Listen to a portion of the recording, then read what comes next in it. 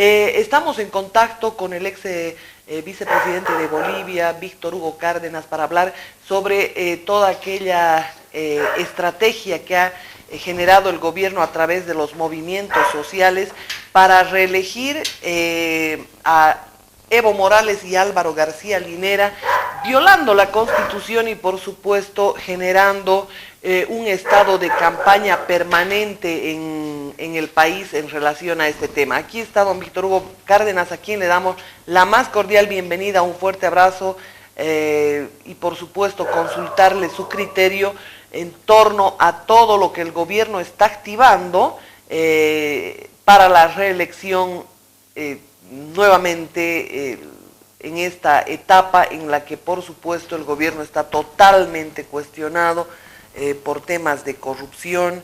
Sin embargo, se habla mucho de la estabilidad económica que ha generado, pero no se habla para nada del descalabro en el que se encuentra el país, una cantidad de empresas que han fundado con sobreprecios y por supuesto una serie de temas de corrupción que se están poniendo al olvido. Bienvenido, buen día don Víctor Hugo Cárdenas. Buen día Marianela y buen día a todos los amigos que nos están sintonizando.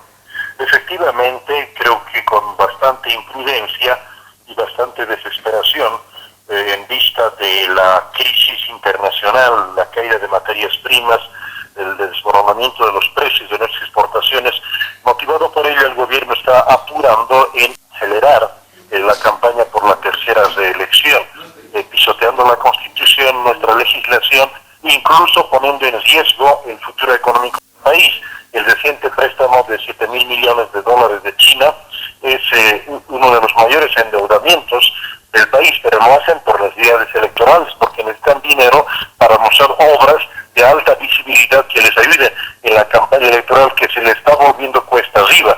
Hay diversas encuestas que no garantizan una victoria favorable al gobierno. El no hasta ahora tiene más ventaja que el sí. Eso está desesperando al gobierno y están tomando medidas realmente angustiosas para el futuro del país. Por otra parte, el fallo del Tribunal Constitucional era previsible. Hace días atrás lo había anticipado y puse las dos manos al fuego que el fallo iría en ese sentido.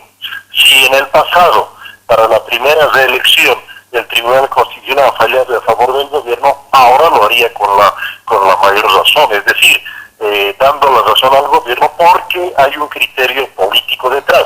Lo mismo en las siguientes decisiones que va a tomar el Tribunal Supremo Electoral, porque los integrantes de dicho organismo, los vocales del Tribunal Supremo Electoral, son exoperadores políticos del actual gobierno, es decir, la independencia del Tribunal Constitucional y del Tribunal Supremo Electoral está por los suelos y simplemente son agencias que legitiman en términos legales los deseos de perpetuación de los actuales mandatarios. Y finalmente creo que es un golpe muy duro para la institucionalidad democrática del país, porque con este criterio cualquier gobierno futuro podrá cambiar en conveniencia personal. Hemos retomado al siglo XIX, donde los caudillos bárbaros y los caudillos letrados, por quedarse con la mamadera en el poder, cambiaban la Constitución para beneficiarse. Gobiernos anteriores de la etapa democrática tenían mayor decencia, porque cualquier cambio sobre este tema, como dispone la Constitución, se aplicaba en el periodo siguiente, nunca lo aplicaban en propio beneficio. Y la actual Constitución vigente tiene un artículo donde dice que los temas esenciales, importantes, estructurales de la Constitución, y el mandato y el periodo de duración del mandato es un tema estructural, deben merecer un tratamiento especial, no se lo puede cambiar fácilmente. Pero todo esto el gobierno lo está dejando atrás y reeditando la tradición de los caudillos bárbaros y caudillos letrados. Es decir, el mayor golpe para la institucionalidad democrática del país ha sido la tercera reelección. Es la tercera reelección, incluso para el éxito de nuestra causa marítima, porque Bolivia aparece como respetuosa del derecho, de la norma de la Constitución. A nivel internacional reclaman la aplicación del derecho internacional, pero dentro del país ocurre todo lo contrario. Así que eso nos debilita en el escenario internacional, y los artículos que se están publicando en medios internacionales muestran a un gobierno desesperado del prorroguismo, al igual que Venezuela, Ecuador, Nicaragua y otros países del ALBA. Así que tengo una opinión bastante preocupante, negativa,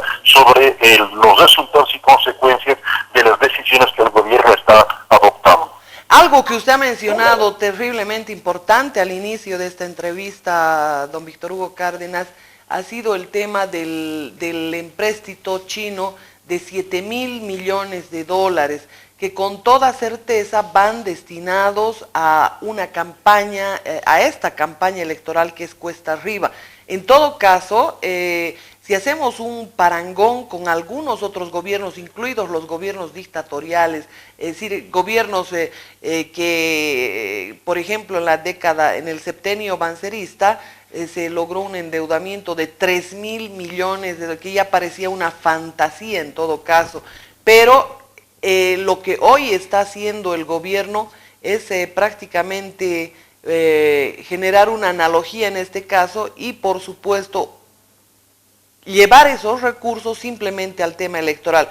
¿Cuál es su visión de estos 7.000 millones de dólares que se presta arbitrariamente el gobierno, que ni los más audaces, entre comillas, neoliberales hubieran realizado una hazaña semejante? Efectivamente, en comparación con el endeudamiento que promovió el gobierno del coronel Banzer, luego el del general Banzer, el actual gobierno lo ha cuadruplicado. Es decir, el monto total de la deuda con el último préstamo de China, pues ha elevado realmente a cifras increíbles la deuda externa del país. Si combinamos la deuda externa y la deuda interna, casi ya está equiparando al monto total de las reservas internacionales netas que tiene el país. Obviamente el gobierno hace propaganda de las reservas internacionales superiores a los 15.000 millones de dólares, pero se calla sobre el monto total de la deuda externa. Y solo ahora está hablando de la deuda externa, no habla de la deuda interna. Si sumamos ambas, pues estamos ya muy cerca al monto similar de nuestras reservas internacionales. Esta es una forma de utilizar de forma irresponsable el préstamo internacional para una campaña electoral y hipotecar no solamente a la actual generación boliviana, sino a las siguientes generaciones y sobre todo a los gobiernos siguientes que van a tener que llegar para pagar las deudas que este gobierno está contrayendo. En ese sentido, va a ser muy importante la actitud de la ciudadanía. Se está gobernando de forma irresponsable, endeudando al país solo para garantizar la victoria electoral progresista, sin importar el destino del país. En ese sentido, la ciudadanía, cuando tenga que optar por el sí o por el no, va a tener que pensar dos veces, porque el sí va a representar mayor endeudamiento del país, mayor irresponsabilidad, y el no será la única forma de frenar este abuso y esta gestión irresponsable que el gobierno está realizando.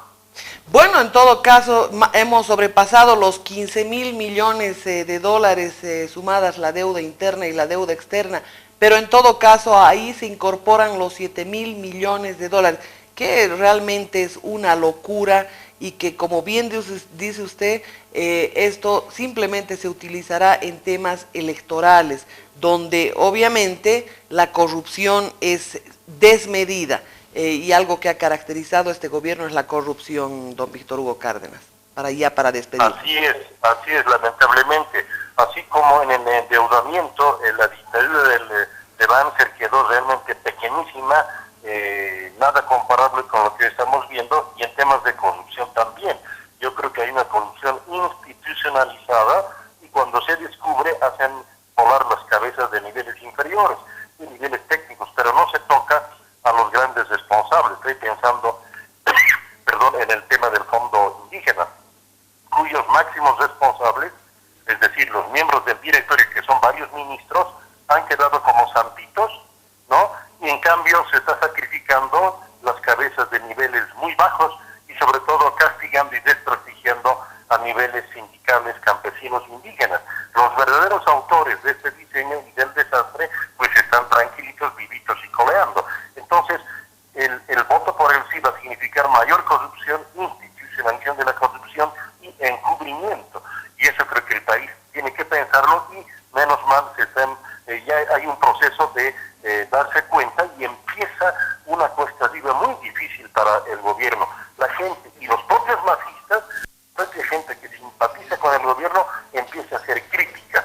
Y esos señales no solo han sucedido en la última elección de gobernadores y alcaldes, sino también en el referéndum sobre los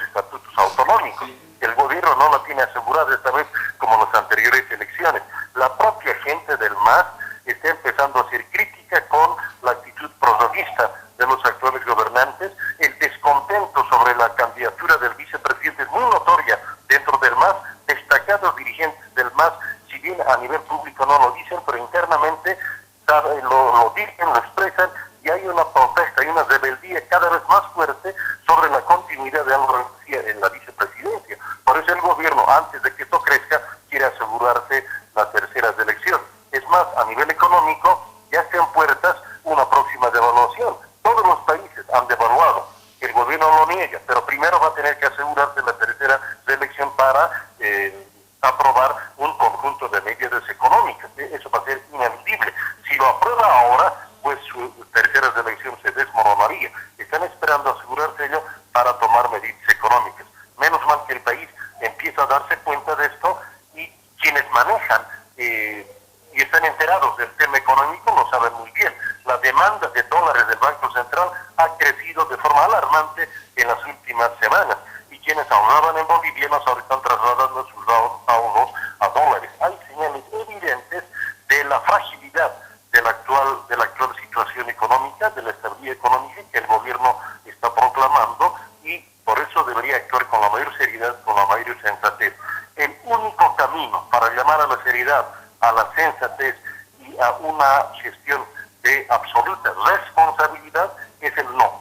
Ir por el sí va a significar apoyar el desbarajuste nacional, que lo vamos a pagar dentro de poco, y cuando va a ser tarde para arrepentirse, ojalá no sea el periodo que nos demos cuenta. Ahorita estamos a tiempo para corregir el camino irresponsable por el cual nos está llevando el gobierno, y ojalá que la ciudadanía aumente su espíritu crítico, y sobre todo los fundadores del MAS se den cuenta que están siendo utilizados para el beneficio de un grupo que está en el gobierno, que está aprovechando los privilegios del poder a costillas del deseo histórico y sincero de los verdaderos fundadores del movimiento socialista. Muchísimas gracias, un fuerte abrazo, don Víctor Hugo Cárdenas, un gran aporte para el programa. Un tema que deseo recalcar, y ustedes lo han visto en el programa que hemos realizado a propósito del Fondo Indígena, es el hecho de que siempre la cuerda se rompe del lado más frágil. Ustedes miren cómo se procesa a los contadores, al personal subalterno, pero no se toca a los ministros, no se toca a los dirigentes, no se toca a esa gente abusiva que ha enriquecido a costilla de los dineros del pueblo. Entonces, este es un tema que nosotros queremos reiterar una y otra vez, porque lamentablemente, como bien decía Víctor Hugo Cárdenas, hay gente que todavía cree en aparecidos en relación a lo que pueda hacer este gobierno. Lamentablemente, ninguno de los temas, ni el asistencialismo político que ha promovido a través de bonos como el bono Juana Zurduy, la renta, es decir, el Juancito Pinto y todas aquellas historias, simplemente generan un malestar total en el país. El tema de del doble aguinaldo ha sido un tema muy duro para las empresas. Hay empresas que han tenido que cerrar por la absoluta irresponsabilidad de este gobierno.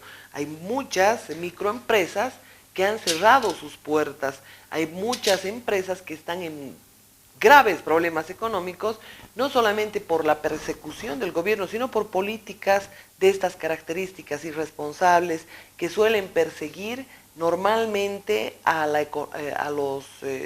empresa legalmente establecida, aquella que paga impuestos, que genera empleos. En cambio, el gobierno ha sustentado, digamos así, ha auspiciado, ha reforzado el accionar de todo lo que es la economía informal, la economía ilícita, la economía ilegal. Y ahí vemos la economía de la coca, de la ropa usada, de los autos de contrabando y de toda aquella historia. El contrabando está en su auge en el país, pero solamente enriqueciendo a un grupo que maneja el poder en el gobierno. Lamentablemente, incluso la gente del masismo está postergada en algunas situaciones porque muchos que detentan el poder simplemente están haciendo grandes negocios.